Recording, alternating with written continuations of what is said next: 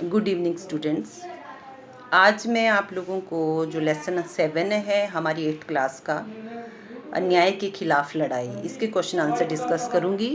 I hope आप लोगों ने ये लेसन पढ़ लिया होगा और अब क्वेश्चन आंसर भी आप लोग कर लें।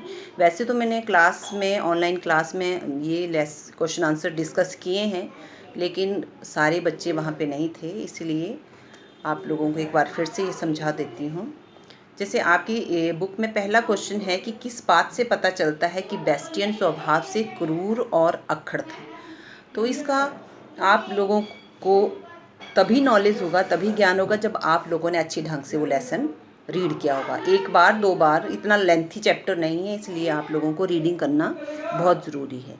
तो जब गांव वाले जो हैं कोय आदिवासी, उनको बेस्टियन जो था अंग्रेज अधिकारी था, उसने आदेश दिया कि गांव में जो सड़क निर्माण का कार्य हो रहा है उसमें सभी गांव के लोगों को आना है और उस काम को पूरा करना है। लेकिन बीच में किसी ने पूछ लिया कि अगर हम काम पर आएंगे तो उसके बदले में हमें क्या मिलेगा।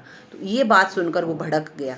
उसने कहा कि तुम गुलाम हो और गुलामों का फ़र्ज सिर्फ अपने मालिक का हुक्म मानना है, आदेश मानना है, इसलिए तुम्हें ये सब पूछने का कोई अधिकार नहीं है। तो उसकी इस मानसिकता को देखकर पता चलता है कि वो बहुत ही क्रूर था और बहुत अक्खड़ था, यानी कि बहुत ही अत्याचारी और लोगों को दंड देने वाला अधिकारी था। ठीक है, नेक्स्ट है जैसे श्री राम राजू का पूरा नाम क्या था और आदिवासियों से उसका परिचय किस प्रकार हुआ। श्री राम राजू का पूरा नाम अल्लूरी श्री राम राजू था। अल्लूरी यानी कि इसमें द्वित्व व्यंजन का प्रयोग हुआ है, आधा ल और पूरा ल। अल्लूरी श्री राम राजू था और 18 वर्ष की आयु में वो अपनी 10वीं की पढ़ाई पूरी करने के बाद वो जंगलों में आ गया और साधु बन गया। ठीक है, चलते चलते वो कोय आदिवासियों के जंगलों में पहुंच गया और वहाँ पर उसकी मुलाकात उन कोय आदिवासियों से हुई।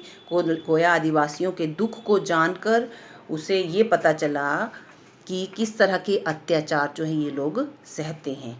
तो उनका एक तरह का सहचर बन गया, उन्हें सही दिशा निर्देश देने लगा, उन्हें प्रेरणा देने लगा कि अपने अधिकारों के खिलाफ आप लोगों को आवाज़ उठानी, अधिकारों को पाने के लिए अंग्रेज़ों के खिलाफ आवाज़ उठानी चाहिए और अंग्रेज़ों के आदेशों को मानने से इनकार कर देना चाहिए। तो ये बातें जो हैं उन्हें अच्छी लगी लोरी श्री राम राजू की और वो उसके दिशा निर्देशों पर चलने लगे।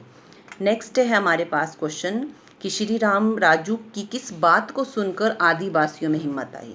अब श्री राम राजू ने कहा कि सिर्फ हम लोग ही देश को आज़ाद कराने के लिए संघर्ष नहीं कर रहे हैं, देश में अन्य लोग भी हैं। जैसे महात्मा गांधी जो हैं उन्होंने भी कई प्रकार के आंदोलन अंग्रेज़ों के खिलाफ चला रखे हैं। अन्य देशभक्त भी हैं जिन्होंने देश को आज़ाद कराने की मुहिम चला रखी है। तो हमें घबराने की ज़रूरत नहीं है। हमारे लिए सबसे ज़्यादा ज़रूरी है हमारे देश की आज़ादी। हम इन अंग्रेज़ों का घोर विरोध करेंगे और अपने देश को आज़ाद करवाएंगे। इसके अतिरिक्त और क्वेश्चन है जैसे कोया आदिवासी भारतीय सिपाहियों का ध्यान किस प्रकार रखते थे। अब बहुत सारे भारतीय लोग ऐसे थे जो अपने जीवन को चलाने के लिए, अपने परिवार का भरण पोषण करने के लिए अंग्रेज़ी सेना में भर्ती हो गए थे। तो यहाँ देशभक्ति की भावना जागृत होती है सब में। जैसे कोई आदिवासी, उनको पता था ये अंग्रेज़ों का साथ दे रहे हैं, फिर भी पगडंडियों पर जब सैनिक गुजर रहे होते तो वो पहचान जाते कि ये भारतीय सैनिक हैं। उन पर हमला नहीं करते क्योंकि ये छुपकर हमला करते थे, आक्रमण करते थे।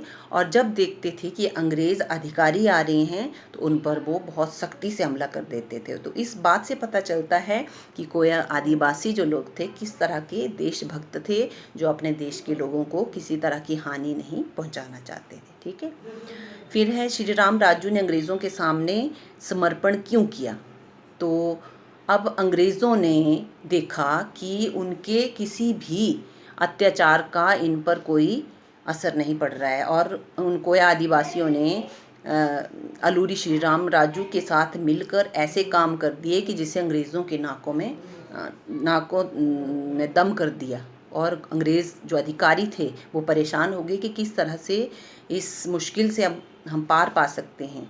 तो उन्होंने क्या किया कि उन्होंने एक शर्त रखी कि अगर क्या उन्होंने जो गांव के आने जाने के रास्ते थे, जिस रास्ते से वो राशन लाते थे अपना या अपनी ज़रूरी चीज़ों के लिए आते जाते थे बाहर, वो रास्ते बंद कर दिए। जो खेतों में पकी फसलें थी उनको जला दिया। तो अब लोगों को खाने के लाले बढ़ गए, खाने के लिए उनके पास कुछ नहीं था। और अब शर्त ये रखी गई कि अगर श्री राम राजू अपने आप को समर्पित कर देता है, आत्मसमर्पण कर देता है, अपने आप को अंग्रेज़ी अधिकारियों के हवाले कर देता है, तो हम इनके आने जाने के रास्ते खोल देंगे और इन पर अत्याचार करना भी बंद कर देंगे। अब श्री राम राजू के पास उसने देखा कि लोग मर रहे हैं, भूख से तड़प रहे हैं, उनकी ये हालत देखी नहीं गई और उसने आत्मसमर्पण कर दिया। अपने देश के लोगों के लिए उसने बलिदान दे दिया और उसकी ये मुहिम यहीं समाप्त हो गई। ठीक है, ये चीज़ थी, लेकिन इससे बहुत सारे और लोगों को प्रेरणा मिली और देश में और भी कई तरह के आंदोलन शुरू हो गए इसके बाद। तो ये थोड़ा सा छोटा सा योगदान था कोई आदिवासियों का अपने देश को आज़ाद कराने के लिए, तो जो कभी भी भूला नहीं जा सकता है। तो आपने ये क्वेश्चन आंसर लिख लेने हैं।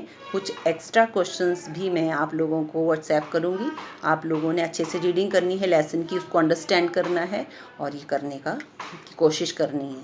मैंने भाषाभ्यास भी करवा दी है आप लोगों को और वो भी आप लोगों ने कर लेनी है।